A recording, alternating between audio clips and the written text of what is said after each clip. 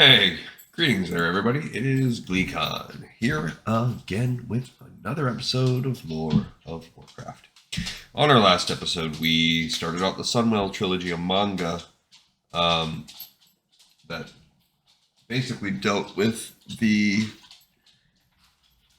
so far like a dragon who is wanting to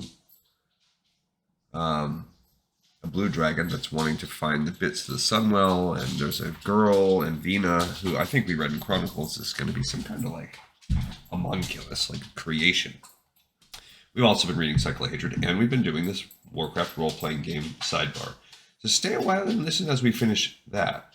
This is the last book in the Warcraft role-playing game campaign setting, and after this, I will give a small spoiler. We're not going to be done with the Dungeons and Dragons types of things, but we are going to be done with the Warcraft role-playing game, Sword and Sorcery, Fantasy Source Book for 3.5, that whole combo. We're going to be done with that.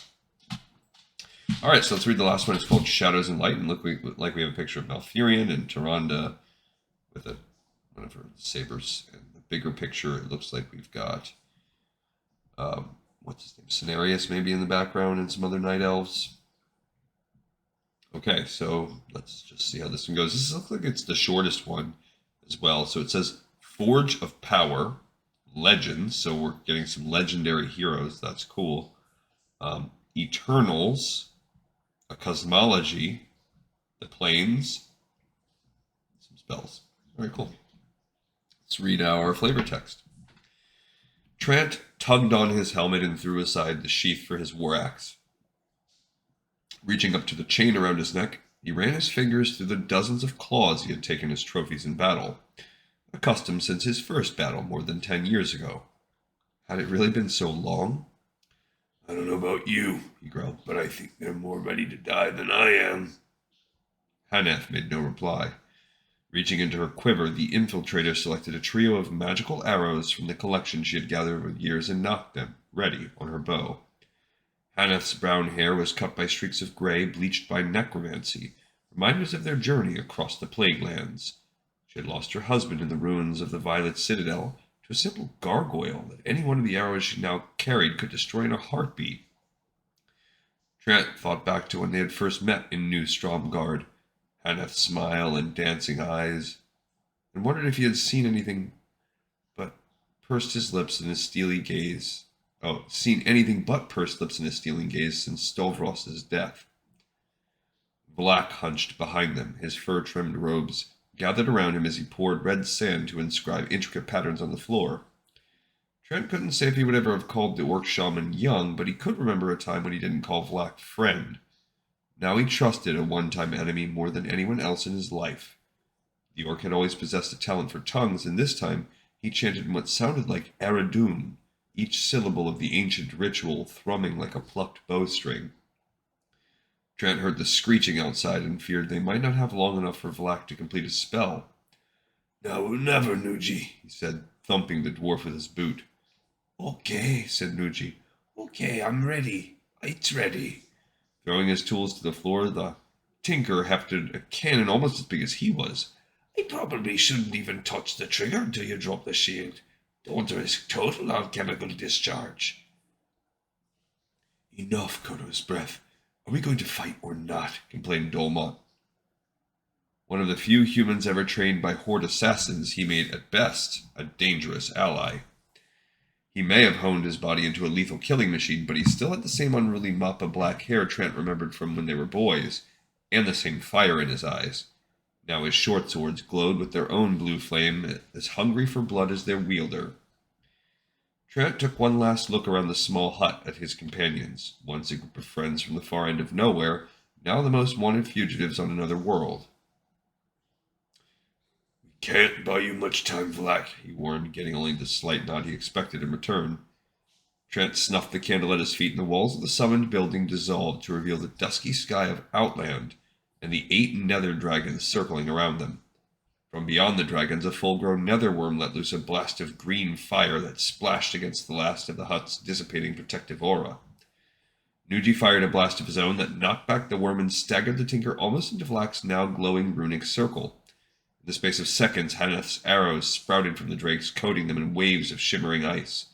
As Trant hacked into the immobilized creatures with his battle axe, Dolmont used one of the frozen drakes as a stepping stone to leap astride another still in the air and ram his blades home. Skill and experience eliminated half their foes in the first seconds of the battle, but the others still remained, and the mother was roaring to call more of her children. "Stand back!" yelled Vlak, stepping aside as the circle he had crafted leapt into the air and reflected itself sixfold. The air was rent with an echoing pop as the reflections connected themselves into another larger circle. Beyond the shimmering veil, Trant could see a stagnant pool of water ringed by marsh grass. Dust wallow, perhaps? Yet certainly somewhere on Azeroth. Vlak had already picked up Nuji and stepped into the portal, the pair stretching and pulling away as they crossed the barrier between the planes. Dolmont was close behind. Trant grabbed Haneth's elbow after she took one last shot at the netherworm and ran toward the portal. "I'd give Azotha gold for a dull moment." "I'd give Azotha gold," he grumbled as he tumbled across the void. So a couple interesting, adjective place names there. We have Azotha. Is that maybe supposed to be gold from the ancient Highborn Empire, maybe? We also have him chanting in Eredun. Is that an Eredar language? Not sure. But this is where we have this warrior. There's the assassin. There's the dragons in the background. We have this kind of like an arcane archer. And we have this world shaman, rune master type of dude, orc back there. So I'm not sure. If I was going to guess, I would say maybe this is about epic level questing, because those characters seemed a little OP. And it also could be maybe you get to go to Draenor. Not sure. We're going to find out right away with another flavor text. We'll read a little more. Tired, cold, hungry, and wounded, the Shadow Hunter and the Paladin approached the locked steel door. "I turn my back on my tribe for this?" growled Guzzledar, raising the bloody sack he held in one hand. His eyes were hidden behind dark slits in a wooden mask carved to resemble a cross between a Murloc and a Wendigo. The skulls of both types of creature, along with many others, hung from the Kazka, a death totem strapped to his back, and dangled on rawhide thongs from his waist and neck. Around the fire late at night, Gazul had given accounts of how he had collected each trophy, channeling the power of dark, savage spirits. They were impossible stories of strange places and black magics employed against blacker evils, yet the skulls told the truth of the tales. He was once the spiritual leader of his tribe, its bulwark against the demons, yet he had left them behind. "You're not the only one to know the meaning of sacrifice because of that bloody thing," said the Paladin. Stefan thought back to the days when he was known as Stefan the Loyal, an unswerving servant to King Taranis. The tapestry of his life had unraveled when the threads of duty and honor were stripped away by a noble prince turned murderous monster, leaving Stefan to weave another from what remained: courage, strength of arms, and the conviction that he could make things right. Lifting his hand from the pommel of his sword, he pounded on the door. "Turn back or be destroyed!" came a booming voice from a tin horn mounted high on the wall. "It is us, you idiot," said Guzzle. 3 weeks we quest for you, and this is the thanks we get." Bolt slid back with a chunk, and the massive door swung open to reveal a lanky elf in a leather apron. "Sorry, did you get it?" "We got your piece of monster," said Gazul, pushing past the elf. "Now you do as promised." "Why the warning, Linnaeus?" asked Stefan. "Have we been discovered?" No, of course not," said the elf, hurrying over to where the witch doctor was emptying his sack onto a battered tabletop. "Got to be careful, though." Linnaeus was one of the cleverest tinkers Stefan had ever known. Shunned by his people when he embraced science over magic, Linnaeus had used his skills to improve upon Stefan's plan. Now he demonstrated his considerable knowledge of biology as he dissected the dragon's heart, and his alchemical skill as he added selected portions to a vile liquid already bubbling over a glowing brazier. That's it, cried Linnaeus as the mixture turned from a sickly yellow to an iridescent blue. Guz, grab that large glass vial over there. Not the warped one. It has to be perfect. Once I was leader of a people, complained the jungle troll as he carried the heavy glass cylinder to the table. Donning leather gauntlets, the tinker added a pouch of green powder, then poured the boiling liquid into the tube and sealed it with an iron cap. Muttering nervously to himself, Linnaeus used tongs to place the now glowing glass tube deep inside a steel sphere larger than a tauren. How long? Asked Stefan. A day, now that it's armed, replied the tinker. Maybe less. I'll seal it up along the way. Stefan walked out of the workshop and into a large cavern, the reason they had chosen the isolated inlet for their hidden stronghold. High above hung their commandeered goblin zeppelin and its dwarven pilot. We leave in an hour, Tag, shouted the paladin, his command acknowledged with a wave from the dwarf. The burning monsters that stalked Gazul's tribe, the scourge that had ravaged Stefan's beloved kingdom, the magic that had corrupted Linnaeus's people, the twisted Naga that had pulled Tagradin's father's ship beneath the seas. When their threads were traced back through time, they went to a single source. Queen Ajara, power-mad ruler of Suramar. When Stefan had heard of the Naga and the possibility that Ajara might be alive deep under the waves, that she might still be pulling the threads of events, he knew what had to be done. Linnaeus and Gazuldar pushed the device into the cavern on a wheeled cart, guiding it toward the winch that would lift it into the zeppelin. 7 years they had worked together to gather the necessary parts and materials, to see if the elven tinker could really produce the mad creation he had envisioned in his mind's eye. Now the time had come. Tomorrow we drop this weapon into the maelstrom, said Stefan. Tomorrow we destroy that gaping scar left upon our world by the Mage Queen and raise her undersea kingdom to the surface. If she still lives tomorrow, she will pay for her crimes. It's a little foreshadowing because eventually they will raise Nazjatar, kind of. I guess I don't know if we're raising it.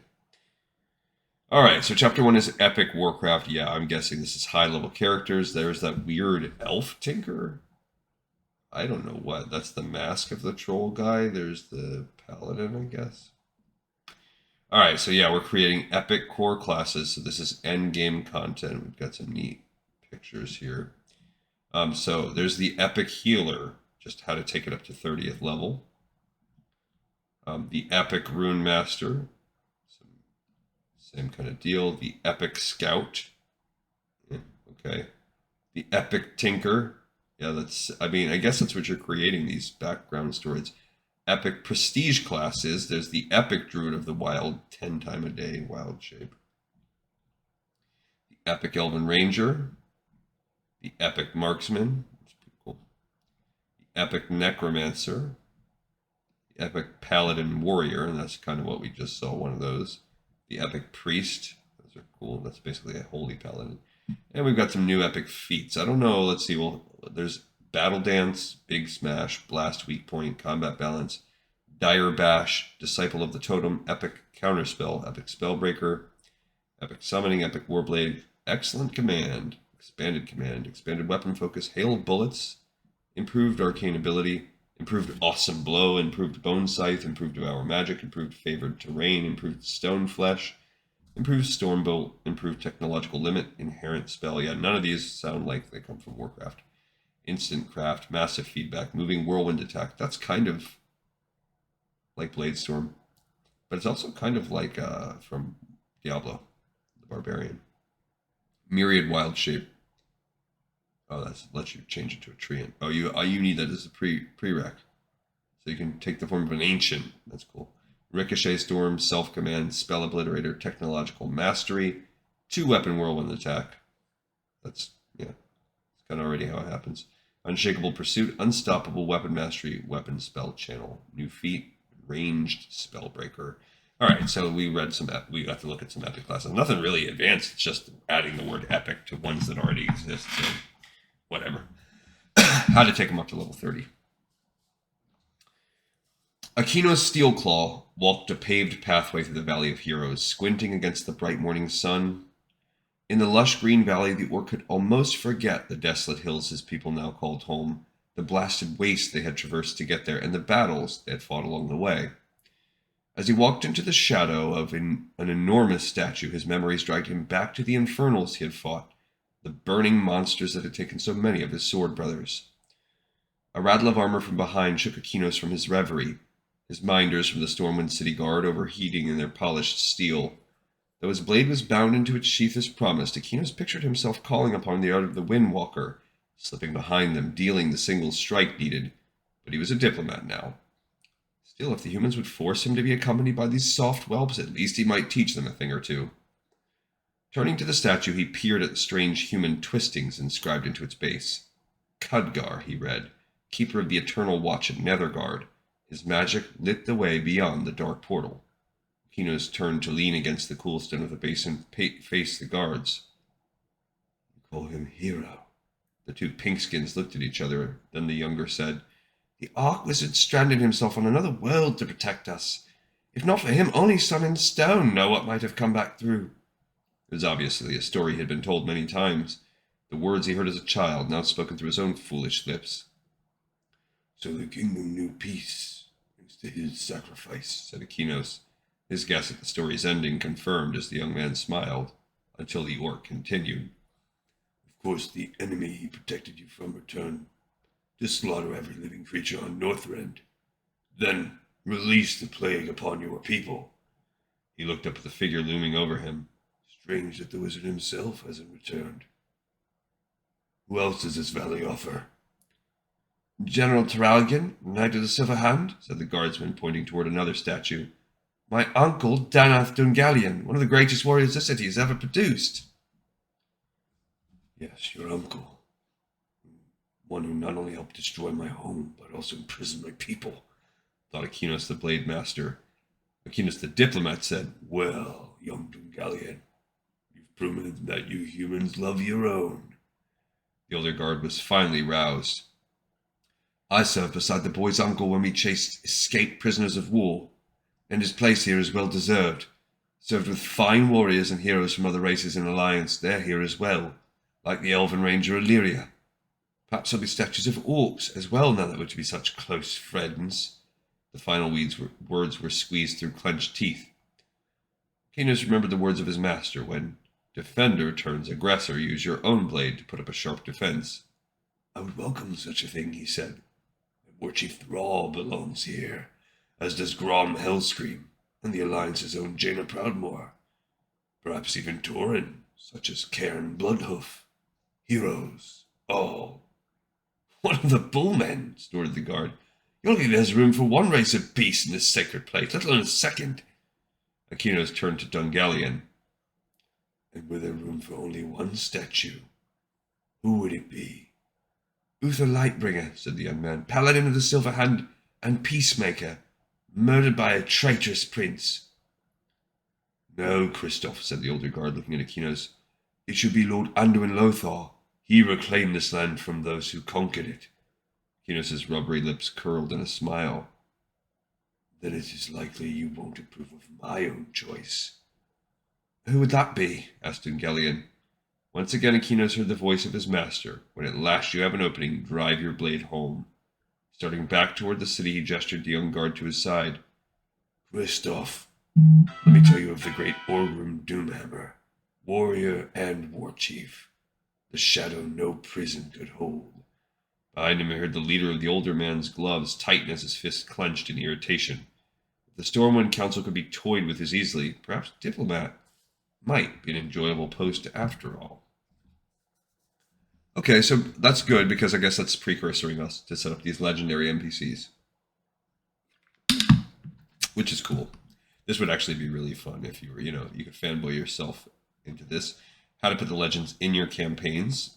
There's allies and obstacles, legendary campaigns, the time of legends. So you'd have to set yourself, is it before the War of the Ancients, after the creation of the Maelstrom, until the First War, the Second War, the Third War. So they're basically letting you know, like, this is what would be available and this is what you could do based on which time period you're working in. And how you can make adventure hooks go into them, the various ones from the other thing. Okay, heroes as legends, meaning you could become a legend yourself. So here are the NPC heroes and villains. So stats for Cairn Bloodhoof, who is an 11th level scout, 10th level hunter.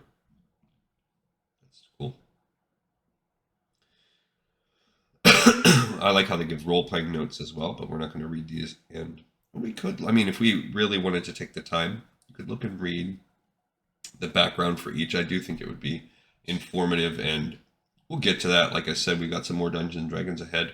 We will take the time and read that kind of stuff in the future episodes, but I'm going to gloss over it a little bit here. We have Muradin Bronzebeard, who is a 5th level scout, 5th level dwarven avatar, and 5th level dwarven prospector. Kind of jack of all trades. Orgrim Doomhammer, looking cool. 20th level fighter, 7th level rogue. That's weird. Gul'dan is a 15th level sorcerer, 4th level fighter, 1st level healer, 10th level warlock, 5th level shaman. So he is just a little everything. I just think it's weird with so much multi-classing. I don't like that myself. Grom Hellscream is a 12th level fighter, 10th level gladiator. That's one thing that has changed, all the split classing, dual classing. I don't know. Khadgar, the Archmage of Nethergard, is a 17th level wizard, 5th level Archmage. I feel like he should be more powerful. Krasis, or Corielstrasz, is a 21st level or hit die, red dragon, and a 5th level Archmage. That's pretty cool. Saranduin Lothar, 23rd level fighter, 2nd level scout. Okay. Medivh, the Guardian of Tirisfal, is a 25th level sorcerer and a 10th level warlock. Cool.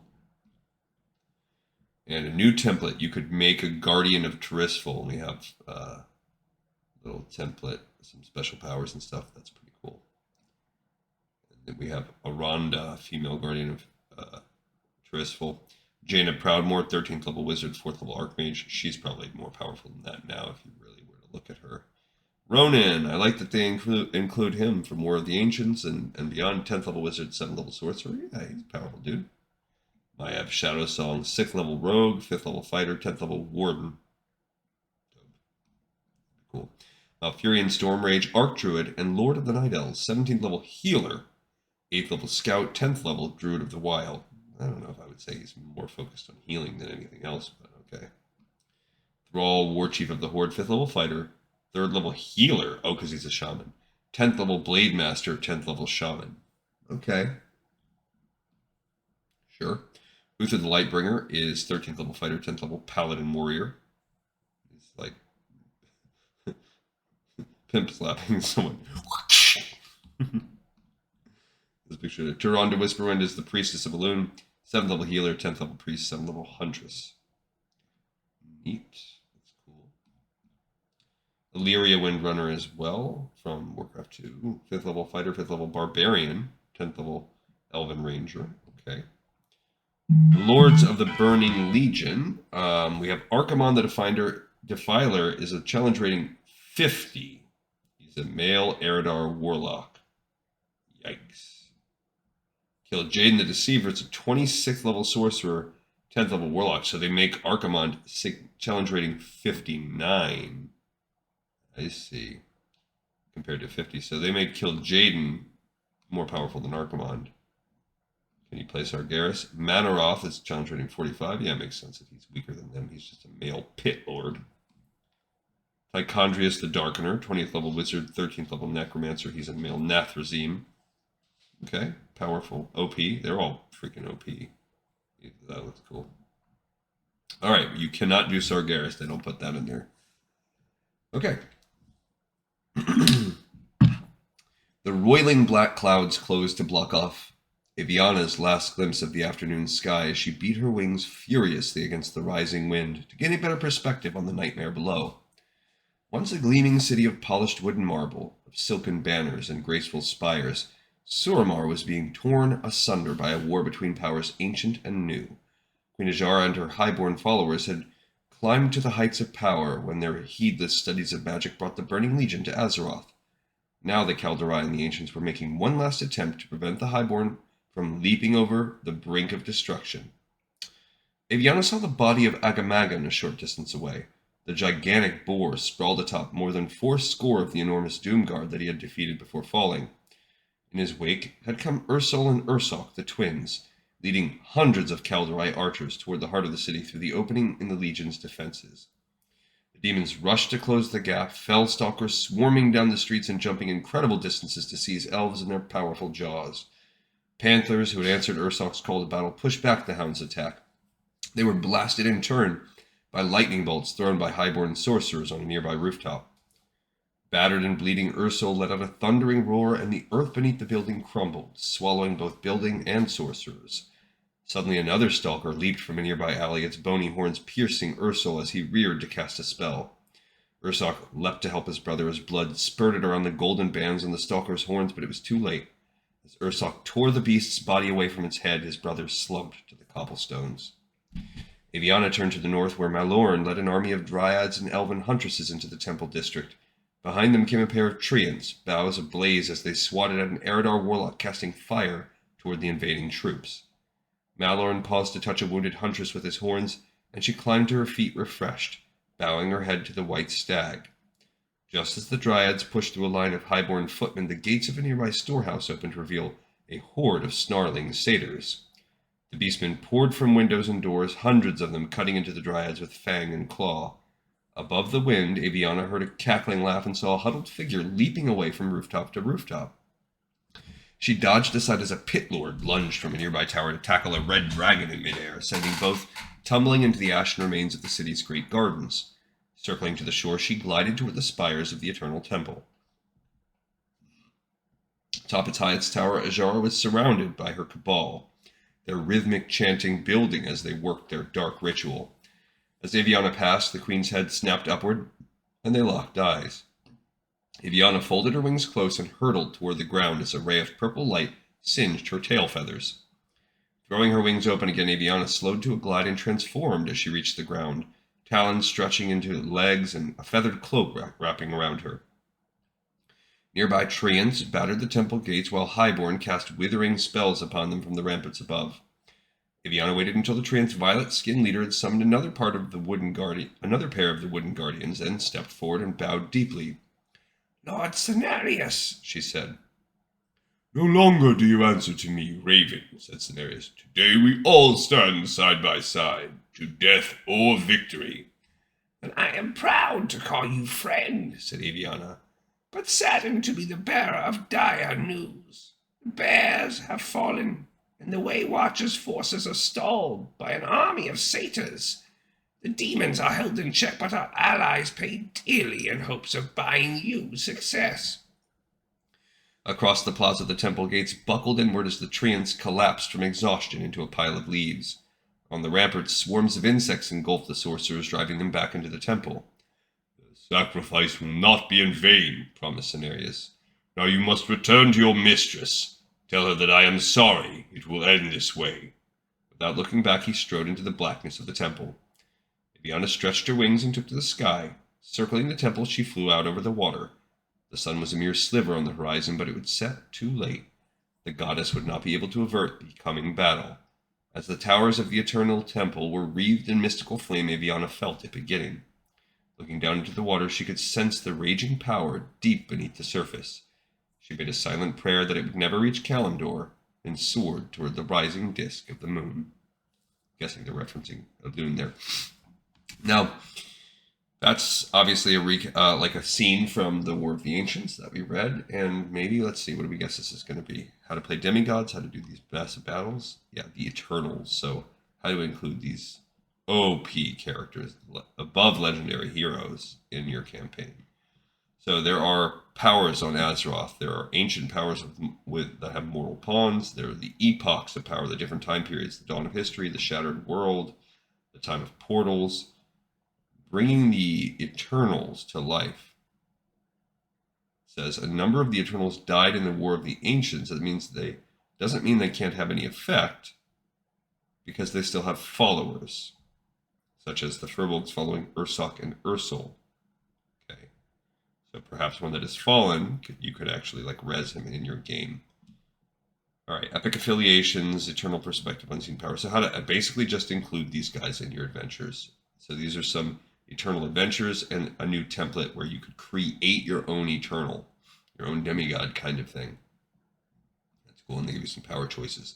So these are the ancients and their stat blocks. There's Agamagan, a 47th level barbarian, even though he's a boar. That's cool. Treat him like a barbarian. He has a portfolio they tell you their powers to. Aviana is a 23rd level rogue, 14th level sorcerer, eternal shape changer. So rogue sorcerer, she's cool. Queen Ajara is a 27. She's evil. 27th level sorcerer, 16th level wizard. But they make her huge, so she's like this massive giant. Oh, but it's Queen Ajara now that she is underground because she's got octopus tentacles and stuff. Yeah, so it's the leader of the Naga Queen Najara. Cenarius is the god of the groves. He's a 20th level druid of the wild. Okay, I mean that's felt like Malfurion. It's more powerful than that, but okay, he's cool. Elune is the goddess of the moon, 85th level healer. I mean, she is a straight goddess. That makes sense. Like she's not a demigod. 85th level. That's ridiculous. Like, what do you even do with level 85? Like, what's the point of even making something like that? Challenge rating 92. Yeah, so whatever. Malorn, 35th level healer, 10th level druid of the wild, 10th level hunter. Cool, the Malorn, the deer. Stag. Ursoc and Ursul. Ursoc is a 24th level fighter, 21st level healer. You know, he's a bear. Ursul, 24th level fighter, 11th level healer, 10th level shaman. So, yeah, he splits. He's less of a healer, and he's got more shaman powers. That's cool. Lord Xavius, 31st level sorcerer, augmented humanoid because he's a satyr. Jerk. Ooh, they've got the dragon aspect stat blocks. Alexstrasza is, let's see, well, she's got 50 hit dice. She is a fire eternal. Challenge rating 30. She's the strongest of the dragons. She should be better than 30, but whatever. Malygos is challenge rating 32. How is Malygos more powerful than Ajara? I don't know about that. Deathwing, Neltharion the Earth Warder, challenge rating 34. He's even more powerful. That makes sense. He's pretty much the most powerful ones. Nosdormu, the Timeless, is challenge rating 30, so he's on par with Alexstrasza. Ysera, you would think would be the weakest one, the Dreamer. No, she's challenge rating 30. Yeah, so for whatever reason, Malygos is more powerful than everyone except for Deathwing. Okay, there's also the Elemental Lords. I don't remember if they've mentioned these before, but they do come up later on in World of Warcraft. So I wonder if this is the first time we're seeing these. There's Alakir the Windlord. It's cool. He's challenge rating 35. Neptulon the Tidehunter. I don't know if those made it into Warcraft 3 or if this might be the genesis of these. Maybe. Challenge rating 50. So these are way more powerful than the primals. Ragnaros the Fire Lord. Maybe he has been conceived of, challenge rating 40. So the water one's the most powerful. Therazane the Stone Mother, yeah, she's 45. So Neptulon's the strongest one. Then there's the Titans. So you could be from the Aesir or the Vanir. And those are talked about. Aesir are slightly more powerful than the Vanir. There they are. I guess you see some of those. Like I'm trying to think about like Thorim and stuff like that, like those people. Well, there's Agramar the Avenger. So he is a male Vanir, 26th level fighter, 10th level gladiator. Okay. Challenging 71. Yeah, so these guys are just freaking OP. He looks like not Magneto, like some kind of Marvel hero. Amanthul, the High Faller. That's cool. He's like a mega challenging 77. He's like a thunder god. Aonar, the Lifebinder. Yep, you see here. All these are in World of Warcraft, and I wonder if this is when they're being created. Challenge rating 70. But this is also like, you know, this World of Warcraft is pretty much all the way out now. Golganath, the Thunderer. Probably challenge rating 73. I don't even recognize that person, but I'm sure they're in there. Khazgaroth, the Shaper. Okay, challenge rating 65. Little kind of dwarven guy. Norganon, the Dreamweaver, he's definitely in there. Challenge rating 74. Yeah. Sargeras is in there. There we go. So these are mentioned in that pantheon in the beginning. I think we actually do read about those in very back in Chronicles 1. We talk about it. What is he? Challenge rating 73. That's it. Oh, that's it. Come on. What's this? Whoever it was challenge rating 90. Elune. Why can't a loon swoop in and fight some of these people then? Alright, so that's a big part of it. We probably are just about now in the last chapter, honestly. That's cool. This book is actually just like fanboying all over the place. It's just like making stat blocks for all the cool heroes. The cobalt sky was dotted with clouds streaked in orange and yellow from the sun that waited just beyond the horizon to begin its daily climb. Here, in the calm moments before dawn at the end of an eventual night, it might have been easy for Leon to forget his duty. Instead, he straightened his back, balanced his pike squarely on his shoulder, blade aligned perfectly, and kept his eyes on the stone archway in a muddy clearing a short distance from the tower. Ready, vigilant. Leon had grown up in a wide green valley 2 days' ride north of Lordimere Lake. The child of a simple blacksmith, he reached his 15th birthday without ever wandering further than the forest to gather wood for the forge. Yet when word came of an invasion, Leon had asked his father for the best broadsword in the shop, and then walked to the capital to join the army of the new alliance of Lordaeron. Somewhere in the mountains of Cosmodan, he learned from his commanding officer that the first invasion made by the orcs of the Horde had come from another world.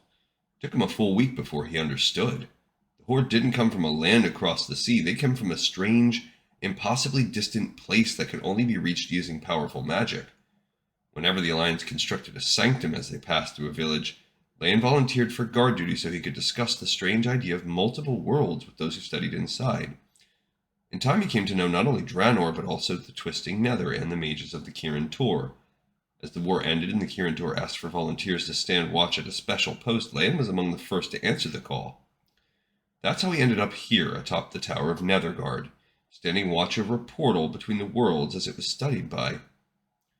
Good morning, young Steelson. Somehow Khadgar had once again come within arm's reach without being seen or heard. Leon might have suspected that he used spells if it weren't for the amulet issued to all guards that would flash when teleportation magic was used in the vicinity. Good morning, Archmage, replied Leon. All is clear, and the portal remains closed.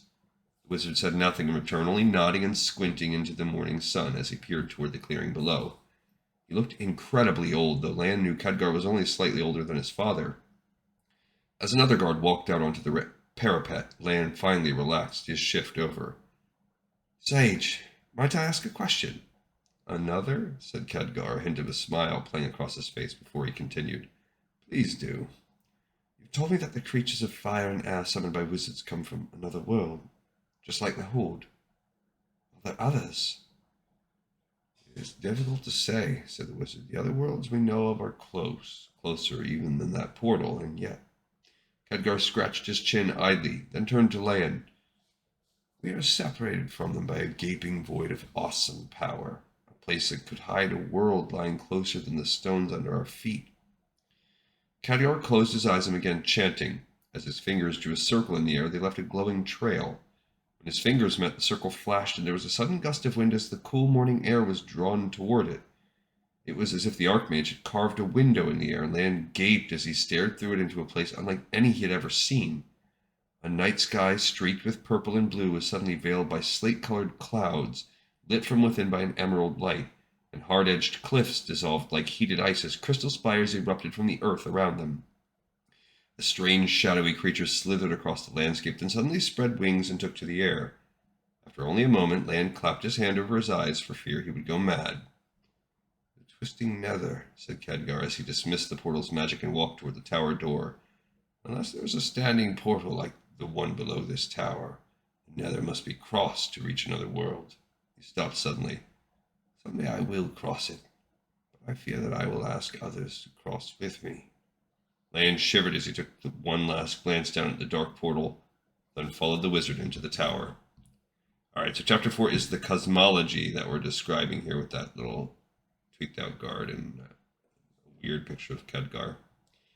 And we are not going to read all of this.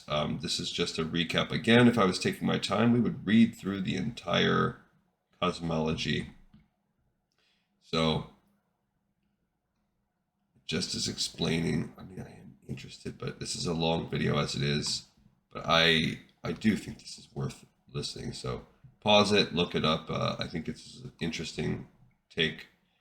A world of worlds. So we're basically just describing how there are these different worlds connected. Specifically, We have the Emerald Dream connected to Draenor, and the greatest journey is the transition between Azeroth and the Emerald Dream, I guess.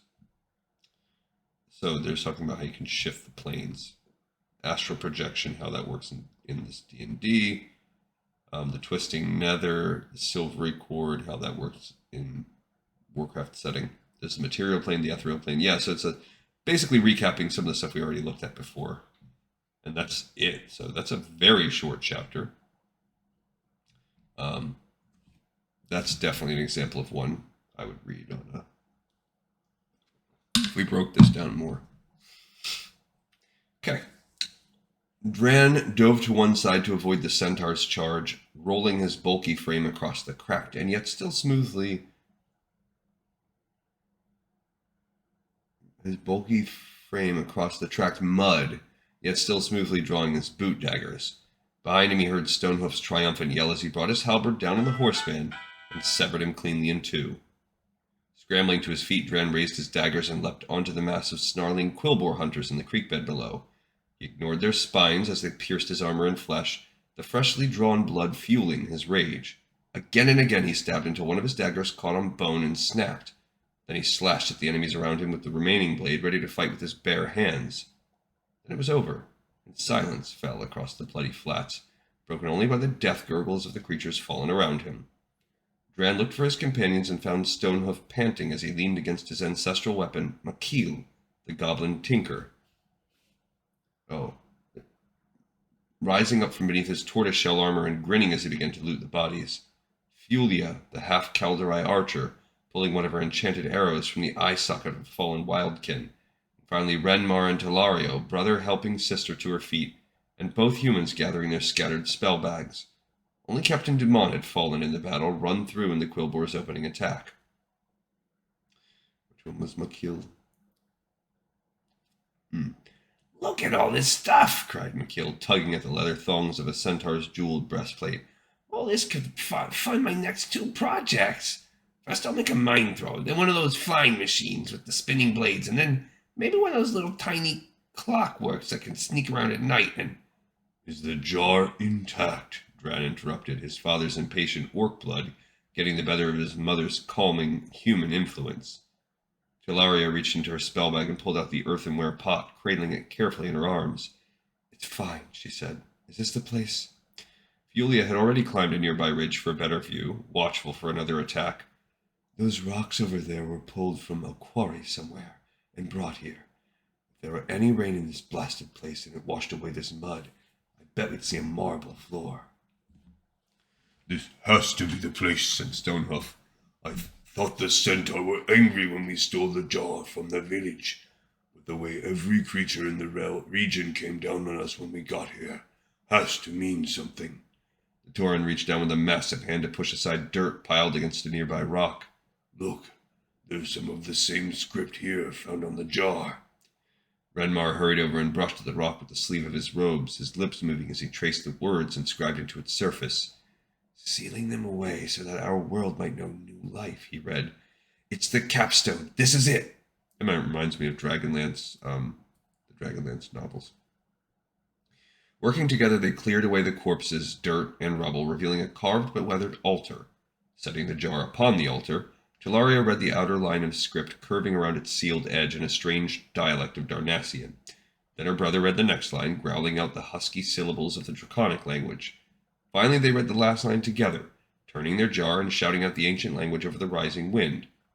As they reached the last word, both stepped back and Dran brought down his fist upon the battle clay, shattering it to dust. A blast of heat sent all of them tumbling backward. Stonehoof caught Dran and helped him to his feet without turning his eyes from the slate before him. A fire elemental, bigger than any Dran had ever seen, towering into the sky. Free! It roared. Free and brought to the piercing! It gazed down at them with blazing eyes. I will take you to my home, and you will be rewarded. The air around them rippled as the fire elemental reached out and tore it apart. The landscape of the Barrens was pulled away to reveal a sea of glowing magma surrounded by broken mountains erupting fire and ash. Go, said the elemental to a nearby phoenix. Go to the castle and tell my father that the prince has returned. Dran, said McKeel, tugging at the half-orc's belt. I'm not sure there's any reward here we want. Can we go home now? So maybe questing in the different planes, yeah. There's the little half-Kelderai, the Tauren. I am not the biggest fan of this goofy artwork. No offense to anyone that created it. All right, so there's the elemental plane. Some description, how you access it. Air, there's the sky wall. Earth, there's deep home, and that becomes deep home, but we're getting there. Fire is the firelands. That's true. That's funny how some of this is already there. Water is the abyssal maw. Don't know if that stays. Maybe just called the abyss. Some adventure hooks on how to get there. And the denizens of the elemental plane. The elemental conglomerate. So there's elemental hierarchy. So beginning with stone sprites, basically sprites, mephits. This is from Dungeons and Dragons, so they're just taking Dungeons and Dragons and putting it in there. Different conglomerates. That's basically that's the same thing from mephits. If you're familiar of mephits from Dungeons and Dragons, their spell-like abilities. Yeah, this is really done in Dungeons and Dragons.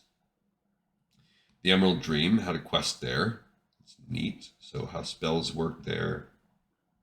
Random encounters in the Emerald Dream, how to access it.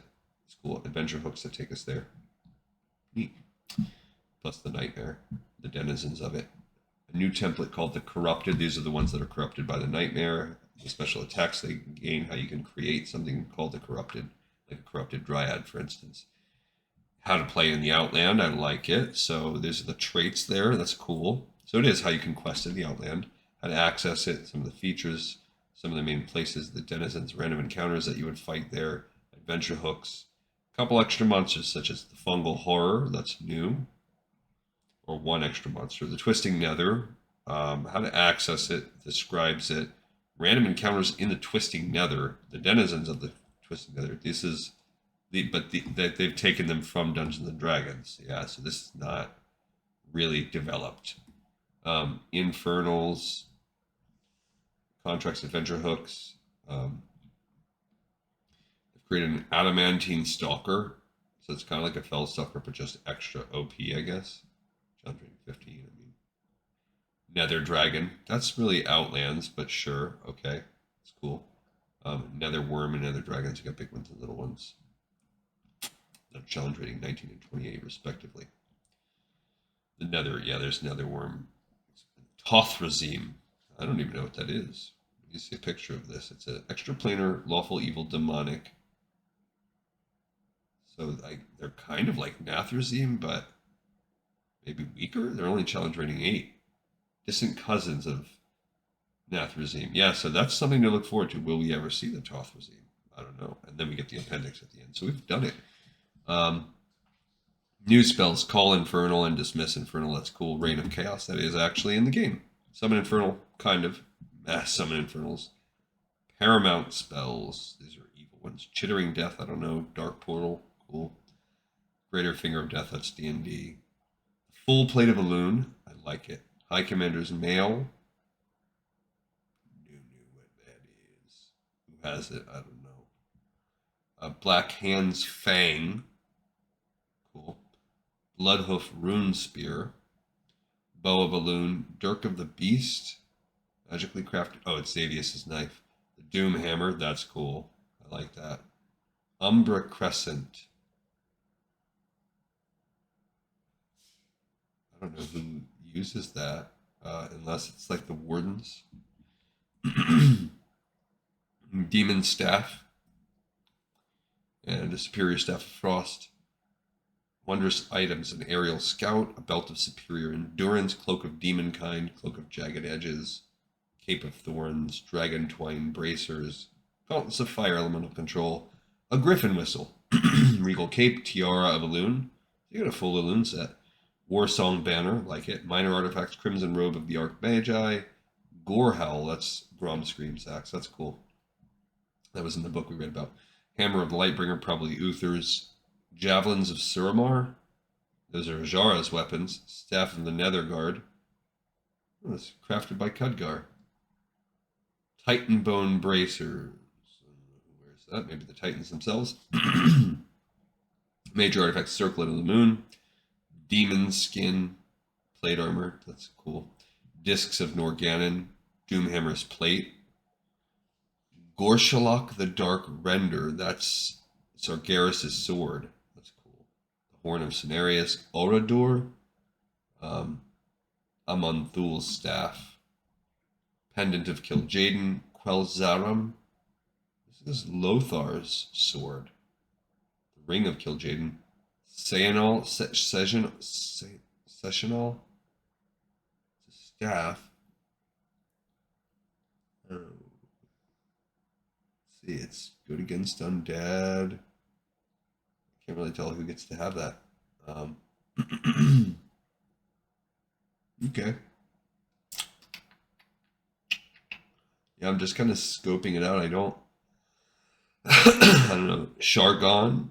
This is Golganeth's horn. Shatterbound. Gorabal the Dark Seether. Evil sword. I don't know who gets to wield that. Shatterbound. I don't know what Shatterbound means. Tayshalok. So this is, oh, I guess these are pieces of the broken sword of Sargeras. Volrais. Khaz'goroth's hammer. That's cool. Wither Oak. A staff used by, I don't know. They don't really say. Okay, cool. And that's it. All right, so we have finished the Warcraft Dungeons and Dragons campaign. What we will do on this parallel thing next time is we'll take it slower. We'll break it down. That should both make the episodes longer and allow us to read a little bit more. But we're basically going through the entire same book series again. But this time it's the World of Warcraft. And I think it might be a new Dungeons and Dragons edition. So we're going to advance both, and it should be a little more canon, and it should cover a lot of the same ground, which is why I was kind of skimming over this more than I have ever done in previous shows. Hey, everyone, I appreciate you for watching and for listening, and I hope you enjoy these little curiosities, and if not, it's okay. On to the next episode of Lore of Warcraft. This one, in the pipe, 5x5.